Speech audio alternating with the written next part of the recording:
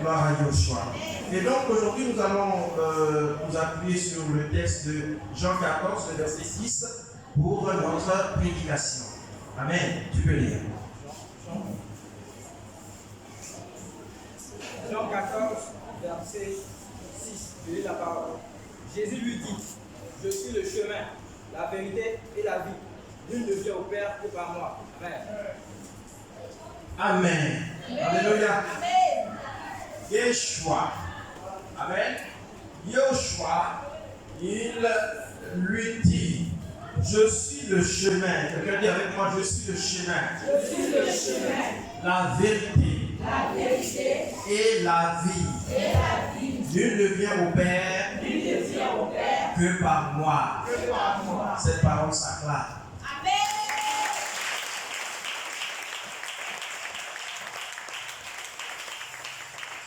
Amen. Bien-aimé du Seigneur, si tu veux savoir quelque chose, ce verset que tu vois là, il peut paraître petit dans toute la Bible, mais ce verset est puissant. Amen. Pour moi, il a un sens particulier parce que c'est le verset de ma conversion. Amen. Quand j'ai lu ce verset, j'ai commencé à me poser des questions. Et quand j'ai eu les réponses à mes questions, je suis en train de suivre Jésus jusqu'à aujourd'hui. Amen. Alléluia. Amen. Je prie que ce matin, quelqu'un qui n'a pas reçu la réponse à sa question, au moment où je suis en train de prêcher, d'expliquer cette parole, que cette personne reçoive la réponse et que la conversion s'installe au nom puissant de Joshua. Alléluia. Bien-aimé du Seigneur, Jésus nous dit qu'il est le chemin, il est la vérité, il est la vie. Il utilise l'article défini, pas l'article indéfini. Alléluia. Vous savez, quand on utilise l'article indéfini, ça veut dire que ce qui est désigné par cet article indéfini-là, en une autre chose, n'est pas seul, il y en a autre. Est-ce que vous comprenez? C'est comme si je dis, voici un marché. Quand il dit voilà un marché, ça veut dire qu'il y a d'autres marchés. Amen. Quelqu'un te demande, ah, je veux aller au marché d'Abidjan. Tu dis non, bon voilà un marché ici. Ça veut dire qu'il y a beaucoup Massi, il y a beaucoup il y a beaucoup de marchés. Mais quand tu dis voici le marché, ça veut dire qu'il rentre là, mais il laisse parce qu'il va trouver marcher ailleurs. Amen. Alléluia. Et lorsque Joshua, il dit, je suis le chemin, je suis la vérité, je suis la vie, ça veut dire que bien le Seigneur, pour ce qu'il est en train d'indiquer, il est l'unique chemin. Il est le seul chemin. Il n'y a pas deux chemins. Il n'y a pas d'autres possibilités. Il est l'unique possibilité. Et pour ce qui est la vérité, il est la seule vérité concernant ce que cela indique. Et pour ce qui est la vie, il est la seule vie. Amen. Amen. Donc notre travail ce matin va consister à expliquer, un temps soit peu, de quel chemin il parle, de quelle vérité il s'agit et de quelle vie Joshua veut parler. Alléluia. Bien-aimé Seigneur, ce passage, lorsque Joshua était dans un discours d'adieu, n'est-ce pas, à ses disciples, et lorsqu'il leur a parlé de ça, on voit que ça suscite beaucoup de questions. Les gens comme Thomas qui demandent, ah oui, mais tu vas où on ne sait pas, parce qu'il dit d'abord qu'il va nous précéder, n'est-ce pas, auprès du Père. Il dit qu'il y a de la place et que là-bas, il va nous faire de la place, n'est-ce pas, pour que nous puissions le rejoindre ensuite, parlant des disciples et de l'Église qui va venir par la suite. Alléluia. Alors, la même question qui se sont posées dans le temps, moi aussi on se pose cette question aujourd'hui. Je suis le chemin, la vérité, la vie. Tout le monde le sait, même à l'école du dimanche, je le sais. Mais si tu leur demandes d'expliquer, ils ne peuvent pas expliquer véritablement. Vous voyez, c'est pour ça que ça demande qu'on s'arrête. Pour comprendre si je suis le chemin, ce que ça veut dire, nous allons aller dans le livre de Genèse. Parce que Joshua, il parlait à un peuple qui savait certaines choses. Et il leur parlait selon le langage que ce peuple pouvait comprendre. Alléluia. Nous savons que la Bible est la continuité de la Torah. Est-ce que vous comprenez? Donc au départ, dans le livre de la Genèse, alléluia, le livre de la Genèse, de chapitre 3, en son verset 24, il y a quelque chose qui est dit sur le chemin-là. Oui. Genèse 3, le verset 24. Je lis la parole. Oui. C'est ainsi qu'il chassa Adam. Il mit à l'orient du jardin d'Éden des chérubins qui agitent une épée flamboyante pour garder le chemin de l'arbre de vie. Amen. Regardez quoi? Le chemin de Le chemin de l'arbre de vie. Alléluia. Bien-aimés du Seigneur, nous savons que Adam et Ève, lorsqu'ils ont été créés, Dieu les a installés dans le jardin pour gérer le jardin. Alléluia. Mais Adam et Ève, ils avaient un interdit. L'interdit qu'ils avaient, c'était qu'ils pouvaient manger de tous les fruits du jardin, sauf du fruit de la connaissance du bien et du mal. Mais on dit de tous les fruits sauf ce qu'ils ne devaient pas manger là, c'est ça qu'ils ont eu envie de manger. C'est par ça qu'ils ont été tentés. Et ils ont mangé le fruit de la connaissance du bien et du mal. Alors la Bible déclare qu'à partir de là, notre Dieu, qu'est-ce qu'il fait? Il va maudire la femme en multipliant les douleurs de l'accouchement pour la femme. Il va maudire le serpent qui est celui-là qui avait convaincu la femme de péché. Il va le maudire, lui dire que tu vas ramper, mordre la poussière tous les jours de ta vie. On peut comprendre par là que le premier serpent, le serpent à l'origine n'était pas un serpent rampant. Il était certainement un serpent qui marchait de façon verticale. Et alors, quand alors, il va lui dire que toi, c'est au fruit de ta sueur parce que tu as écouté ta femme. Est-ce que vous comprenez? C'est au fruit de ta sueur que toi, tu vas manger. Donc, le travail, il maudit la terre, il va nous donner des ronces. Alors, il doit travailler plus dur. Or, l'homme avait été placé, il avait déjà tout. Le jardin était là, tout était dans le jardin. Vous comprenez? Pourquoi, même quand on éduque nos enfants, même quand tu as tout, tu ne leur donnes pas tout comme ça. Parce que la première personne à qui on a donné tout, qui est venue, qui n'a rien fait, c'est dit, qui a grandi en même temps, le même but se trouver dans la bénédiction, avec tout à sa portée, c'était Adam et Ève. Ils n'ont pas su gérer. C'est pour cela que tu comprends aussi que quand un enfant est gâté, il a tout à sa portée, il n'a même pas lutté un peu, mais il fait prêt, ça il a, prêt, ça il a. Quand il grandit, c'est pas sûr que c'est qu'il sache gérer quelque chose. Parce qu'on apprend à gérer. Quand on n'apprend pas à gérer, on est vraiment bien parti pour être un gaspilleur, un dilapideur. Alors Adam n'a pas su garder ce qui lui avait été donné. Mais ce qui lui avait été donné était bon. C'était une bonne chose, il n'a pas su garder. Le Seigneur sait que quand il va sortir du jardin et qu'il va découvrir, parce que c'est quand il sera loin de ce que Dieu lui avait donné, qu'il va commencer à regretter le bonheur qu'il a laissé derrière. Donc le Seigneur, sachant ça, Dieu il sait toutes choses, il a omniscient. Quand il le bannit et qu'il le fait sortir avec sa femme, qu'est-ce qu'il fait? Il met un chérubin pour fermer l'accès au jardin. Parce qu'il sait qu'Adam va chercher à revenir ici. Il sait que dehors là, c'est pas facile. Il sait qu'Adam va chercher à revenir. Il sait qu'Ève va chercher à revenir. Mais bien aimé du Seigneur, ça ne veut pas dire que Dieu ne veut pas que l'homme ait accès à lui. Ce n'est pas ça. Mais la condition d'Adam, la condition de Ève ne leur permet plus de vivre dans la présence continue de Dieu. Parce que dans le jardin, c'est la présence continue de Dieu. Et le Seigneur Dieu va chercher à réparer ça, l'éternel Dieu. Il va chercher à réparer ceci parce que lui-même, Adam et Ève lui manquent. Eux aussi, Dieu leur manque. Alors, Dieu va travailler à ramener l'homme à lui, à reconnecter la créature au Créateur.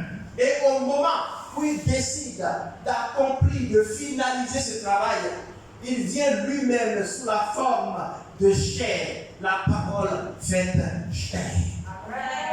C'est celui-là qu'on appelait Yoshua, le Messie. C'est pour cela que Jésus, quand il parle, vous voyez que Jésus ne parle pas comme prophétisant de la part de l'Éternel. Mais Jésus, il parle comme ayant lui-même autorité et parlant lui-même en tant que représentant du ciel. Alléluia. Non seulement il est partie intégrante, n'est-ce pas, de la divinité, et il est le représentant, l'ambassadeur de la divinité sur terre. Quand il parle, il dit, je dis, je suis. On sait qu'il n'y a que Dieu qui parle comme ça. C'est pour ça que les Juifs étaient étonnés, on dit, mais c'est Dieu qui parle comme ça. Pourquoi est-ce que lui parle comme ça? On se souvient quand il va pardonner à ce monsieur ses péchés, on dit, mais il n'y a que Dieu qui peut pardonner les péchés de quelqu'un. Toi, tu es qui pour pardonner les péchés de quelqu'un? Mais il a pardonné ses péchés. Le monsieur s'est levé, il est guéri. Est-ce qu'il a besoin de lever? Il vous dit encore qu'il est Dieu? Les gens n'arrivaient pas à comprendre. Quand il dit ici, je suis, le chemin. C'est ce chemin de l'arbre de vie qui avait été fermé. C'est ce chemin, l'arbre de vie, c'est quoi? L'arbre de vie, c'est la vie éternelle. Celui qui goûte à l'arbre de vie, il goûte à la vie éternelle, ça veut dire quoi? Ça veut dire que s'il meurt sur terre, au ciel, il est sauvé. S'il meurt sur terre, au ciel, il va vivre éternellement. Parce qu'il y a deux choses, la vie éternelle et la mort éternelle. La vie éternelle, c'est dans la présence de Dieu, dans la nouvelle Jérusalem, dans ce qu'on appelle le paradis. Et la mort éternelle, c'est dans le feu de l'enfer. Quand Yoshua dit que je suis le chemin, il est en train de dire comme ça à ceux qui l'écoutent que depuis le temps d'Adam et Ève, ils ont été châtiés du jardin et depuis ce temps-là, l'homme cherche comment retrouver ce qu'il a perdu dans le jardin, à savoir la présence divine. Ils ont tout fait, ils ne pouvaient pas, parce que c'est Dieu même qui a fermé la route. Il faut que ce soit Dieu qui ouvre la route. Alors je suis venu pour ouvrir la route, afin que quiconque le veut ait accès désormais à la présence de Dieu. Amen. Alléluia. Alors comprenons le chemin comme étant le chemin qui donne, n'est-ce pas, accès à la présence de l'Éternel notre Dieu. Amen. Amen. Et ensuite, il dit, je suis le chemin, je suis la vérité.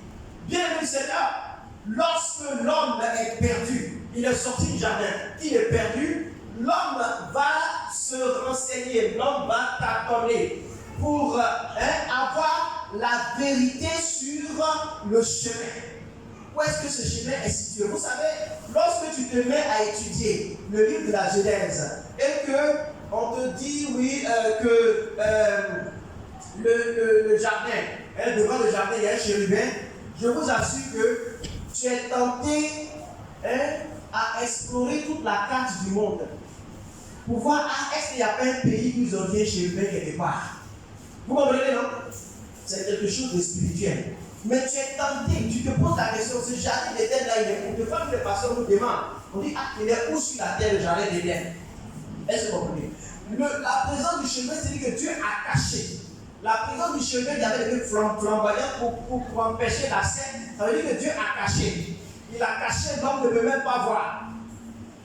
Mais Yoshua est venu afin de révéler ce que l'homme ne pouvait pas savoir. C'est pour cela que quand il te révèle le chemin, il te révèle quel est le chemin, il te révèle par où passer pour accéder à cette présence de Dieu qui me manque, ce que Jésus appelle la faim et la soif. C'est ça la vérité. Et cette vérité ne se trouve nulle part que dans sa parole. C'est dans sa parole qu'il nous révèle cette vérité. Elle est vérité par rapport au chemin qui accède à la présence de Dieu. Elle est encore vérité par rapport à quoi? Elle est vérité par rapport à la vie. Alléluia. Avant de parler de la vérité par rapport à la vie, nous allons parler de la vie elle-même. Je suis le chemin, je suis la vérité, je suis la vie. Bien-aimé Seigneur, je respire. Donc je me dis que je suis vivant. Mais Christ nous explique, bien-aimé Seigneur, que la vie dont il parle, ce n'est pas cette vie que nous connaissons ici. Pour comprendre cette vie-là, on doit, bien-aimé Seigneur, se référer encore à l'arbre de vie. On en a parlé tout à l'heure, mais je veux que tu lises déjà le 22, Genèse 3, le verset 22, où il parle de l'arbre de vie encore. Genèse 3, le verset 22, je lis. L'Éternel Dieu dit, voici, l'homme est devenu comme l'un de nous, pour la connaissance du bien et du mal, empêchant-le maintenant d'avancer sa main et de prendre de l'arbre de vie, d'en manger et de vivre éternellement. Amen. Vous comprenez? Donc, Dieu, au départ, il dit non, avec ce que l'homme vient de faire, il connaît le bien et le mal comme nous, mais il n'a pas choisi le bon camp. Alors, empêchons qu'il touche à l'arbre de vie, qu'il en mange et qu'il vive éternellement. Alors, c'est précisé là. C'est précisé là. L'arbre de vie, ça ne parle pas de la vie du corps. Ça parle de la vie de l'âme. L'homme devient donc alors un être éternel qui vivra sur terre et qui vivra après la terre. Alléluia. Donc Yoshua dit qu'il est la vie. Il nous dit en sorte que cette vie dont le Seigneur nous avait privé, il a fermé la route à cette vie-là. Alors cette vie-là, il nous reconnecte à cette vie par le canal de Christ. Alléluia. Alors Christ, il est non seulement le chemin, mais il est également l'aboutissement. Alléluia. Il est le chemin et puis il est là où on va arriver, là où on va. Amen. Donc, parce que le chemin, c'est le chemin pour aller se connecter à Dieu. Mais en vérité, quand on se connecte à Dieu, dans la présence de Dieu, il y a la vie éternelle. Alléluia. Donc, voici que Christ vient sur le chemin de la vérité et de la vie. Il vient pour ouvrir ce chemin qui avait été fermé par Dieu lui-même. Alors, Dieu vient pour ouvrir le chemin que lui-même avait fermé. Et il nous conduit, ce chemin-là nous conduit à quoi? À la vie. Alléluia. Qui est la vie qui est dans le Père, la vie éternelle. Et Christ, donc, est la vérité par rapport au chemin. Il est la vérité par rapport à la vie éternelle. C'est pour cela qu'il dit, bien le Seigneur, que nul ne peut, n'est-ce pas, avoir accès au Père sans lui. Bien le Seigneur, il n'y a pas de vie éternelle en dehors de Yoshua HaMashiach. Alléluia. C'est tout aussi simple que ça. Amen. Les trois choses que tu dois retenir, bien le Seigneur, c'est concernant la vérité. Elle est la vérité en ce qui concerne le moyen d'accéder à la présence de Dieu. Amen. Elle est la vérité en ce qui concerne le chemin, n'est-ce pas, qui mène à la vie, n'est-ce pas, qui se trouve en l'éternel Dieu, notre Père. Alléluia. Donc, le chemin, tu dois comprendre le chemin comme le moyen d'accès où on passe. Est-ce que tu comprends? Quand tu vas quelque part, tu ne me demandes pas, la question qui pose, c'est où on passe. Où est-ce que je peux passer pour arriver ici? Où est-ce que je peux passer pour arriver là-bas? Jésus est venu nous dire où est-ce qu'on peut passer. Après combien de milliers d'années, les gens sont sortis à Adam et Ève du jardin. Ils ne savent pas comment faire pour retourner là-bas. Il fallait quelqu'un pour leur montrer le chemin. Bien aimé le Seigneur, c'est Dieu qui a créé le jardin.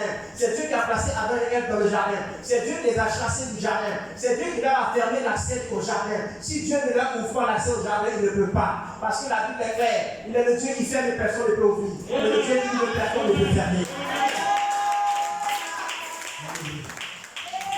Et ce Dieu qui avait fermé l'accès au jardin, il ouvre l'accès au jardin, l'accès à la vie éternelle.